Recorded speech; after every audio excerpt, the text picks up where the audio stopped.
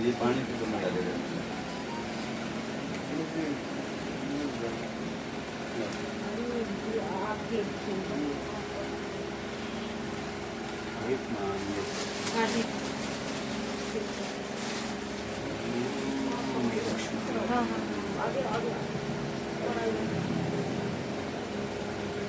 आज पितृपक्ष समाप्त हो चुका है।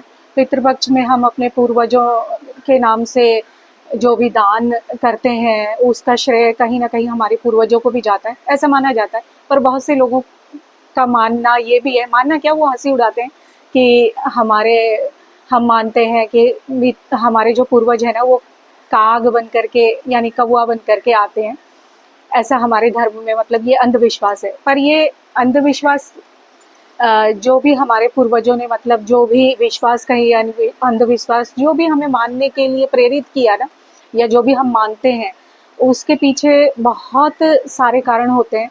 वैज्ञानिक कारण और धार्मिक कारण तो है ही है, पर इसका सबसे बड़ा व्यवहारिक कारण ये होता है, जैसे कि हमारे हर तीज त्योहारों का कोई ना कोई धार्मिक, वैज्ञानिक और व्यवहारिक कारण होता है। तो इसके पीछे व्यवहारिक कारण ये है कि इन पितृपक्ष के कारण हम एक तो अपने जो हमारे इतने सारे पूर्वज थे उन सबको धन्यवाद देते हैं, उन सबको याद करते हैं, जो हम कभी भी करते हैं पर इस समय में तो हम खास करके करते हैं। और उनके नाम से ही सही, क्योंकि कहीं ना कहीं वो भी कारण है कि हम इस पृथ्वी पर हमारा जन्म हुआ, तो वो भी कारण है। तो उनके नाम से ही सही हम कुछ ना कुछ दान धर्म जरूर करते ही हैं। इन 10-15 दिनों में जितने भी दिन के पितृपक्ष होते हैं, कभी एक ज़्यादा भी होता है, कभी एक कम भी होता है, ऐसा हमारी धर्म के अनुसार मान्यताएं होती हैं बहुत सारी, तो उसके अनुसार कभी एक दिन कम एक दिन ज़्यादा ऐसा होता रहता है। तो जितने भी दिन होते हैं उतने दिनों में से एक न एक दिन हम लोग को दान जरूर करते हैं, चाहे कितने भी कंजूस से कंजूस व्यक्ति क्यों ना हो, वो जरूर कुछ ना कुछ दान करता है। और इन दिनों में हम चिड़िया के लिए, कौवे के लिए, गाय के लिए भी भोजन निकालते हैं, पंडित जी को भी दान देते हैं।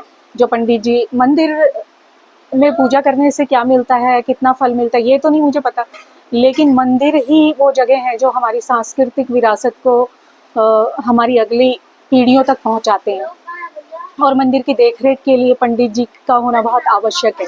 और वो पंडित जी भी जो है ना वो भी सांसारिक हैं, उनको भी भोजन की आवश्यकता होती है, जीवन की और भी ज़रूरतें हैं जिनकी आवश्यकता की पूर्ति के लिए धन की आवश्यकता होती है।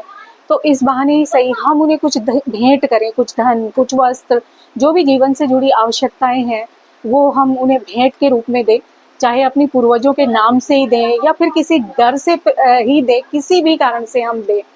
उसके लिए ही हमारे पूर्वजों ने ये सब तीज त्योहार, ये सब दिन बनाए होंगे कि ताकि अगर ये दिन ना होते तो शायद हम भूल ही जाते कि हमें इन सब का संरक्षण करना है, कौवे का, गाय का, इन सब को संरक्षण करना है। और ये सब भी हमारे लिए आवश्यक होते हैं। जैसे कि मैं ना उत्तराखंड से हूँ, हमारे यहाँ एक कहावत अक्सर कही जाती है कि नी मामा चुलीबल काणू मामा भली, कि मामा जैसे हमारे सनातन धर्म में अक्सर जो भी मतलब विवाह होते हैं तो अक्सर मामा की आवश्यकता बहुत ज़्यादा होती है भांजे भांजियों के विवाह में, तो मामा जरूर चाहिए होता है हर विवाह में। तो हमारे यहाँ कहावत कही जाती है अक्सर कि किसी भी चीज़ के लिए कि मतलब कुछ नहीं, जैसे कह देते हैं ना कि अंग्रेजी में कहावत होती है कि something is better than nothing, तो वहाँ पर अक्सर ये कहावत कह देते हैं नी मामा चुलीवल काणू मामा बलू, कि भाई मामा नहीं है तो काना ही चलेगा, पर हो क्योंकि रस्में करने के लिए वो जरूरी चाहिए होता है। तो वैसा ही कुछ ये भी होते हैं, ये तीज त्योहार भी होते हैं कि इनके बहाने ही सही हम जो, हम में से कुछ लोग, सब तो नहीं मैं बात कर रही, लेकिन कुछ लोग ऐसे बहुत व्यस्त रहते हैं, उनके पास धन होगी तो वो नहीं दान दे पाते, नहीं कर पाते इस तरह से कि मंदिर जाएं या फिर गाय को कुछ दें, गाय को रोटी खिला सकें, कुत्ते को रोटी खिला सकें। तो इन दिनों में ही सही वो कुछ करते हैं, वो दान देते हैं इन सब चीज़ों को।